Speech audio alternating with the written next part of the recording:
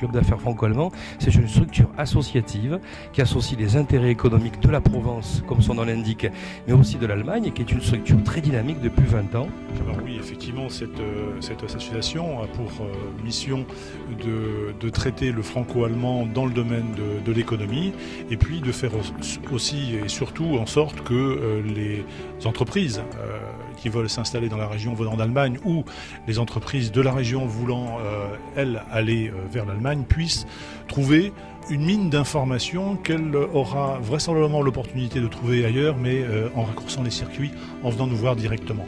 Mais aussi, nous avons une forte présence auprès des collectivités territoriales qui, parfois, ont besoin de spécialistes, et nous sommes là pour ça. Il apparaît très clairement qu'il y a de très très belles réussites franco-allemandes, Allemagne-Provence, depuis plusieurs années, qu'on peut constater aujourd'hui sur nos deux territoires finalement.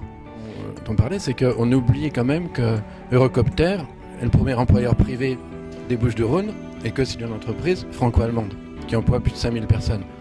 Et que l'Allemagne est le deuxième investisseur après les États-Unis sur la région. Donc c'est vrai que c'est important.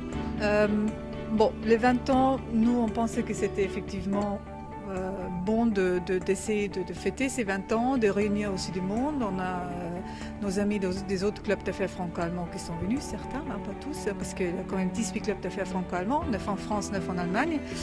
Et je pense qu'effectivement on arrive à un stade où le club maintenant est quand même plus connu peut-être qu'avant dans la région aussi. On travaille effectivement beaucoup avec le conseil régional, mais aussi sur les projets ITER, puisque le club d'affaires héberge aussi les forums industriels allemands pour ITER, en fait, donner effectivement un nouvel élan à ces clubs d'affaires franco-allemands. Et c'est pour ça aussi qu'on a créé une nouvelle structure. Et donc, on a maintenant comme membres 50% d'industriels et 50% de prestations de services et de professions libérales, ce qui est assez unique pour un club d'affaires. Je pense il faut effectivement qu'on trouve nos marques, parce que tout n'est pas garanti, hein. On bataille quand même toujours dur, tout n'est pas acquis, loin de là. Tout ce qui est associatif, c'est toujours difficile aussi au niveau subventions publiques, mais voilà, les finances, c'est toujours un problème. Je pense qu'il faut s'adapter aussi, saisir les opportunités qui vont se présenter. Comme chaque entreprise aussi, rien n'est garanti actuellement, donc on est dans un monde de changement, et je pense que c'est à nous aussi de trouver nos partenaires et de trouver effectivement de nouvelles voies, et puis de préserver et de consolider les anciennes voies et des partenaires. La relation franco-allemande est acquise, mais en même temps, il reste beaucoup de choses à faire dès qu'on rentre dans les détails. Parce qu'il y a quand même encore beaucoup de différences culturelles, mais aussi réglementaires, fiscales, sociales, etc. Nous, on a affaire à ça un peu toute l'année.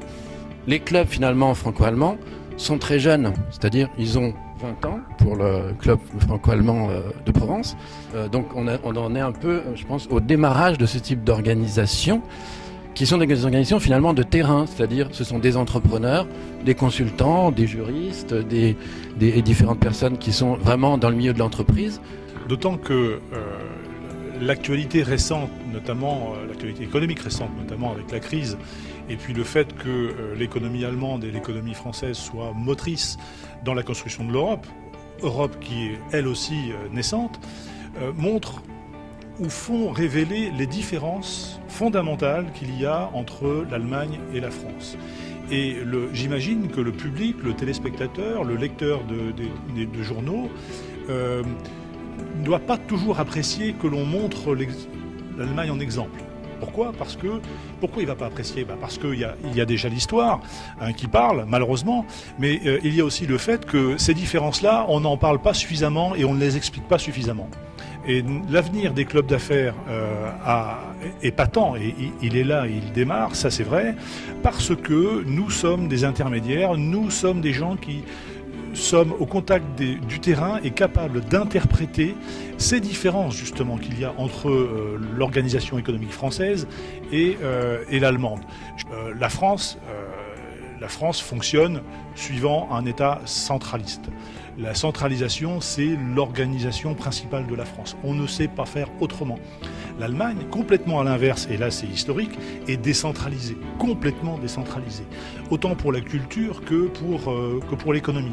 Et entre les deux, entre ces deux types de modèles qui sont historiques, qui sont ancestraux même parfois, eh bien il y a des organisations comme les autres qui sont capables de faire le lien. Et ça c'est extrêmement puissant, et comme je peux le prédire, l'histoire de la société va vers une telle mixité que le modèle allemand, il ne sera pas transposable complètement, mais on en prendra un petit peu, et le modèle français sera transposé partiellement aussi.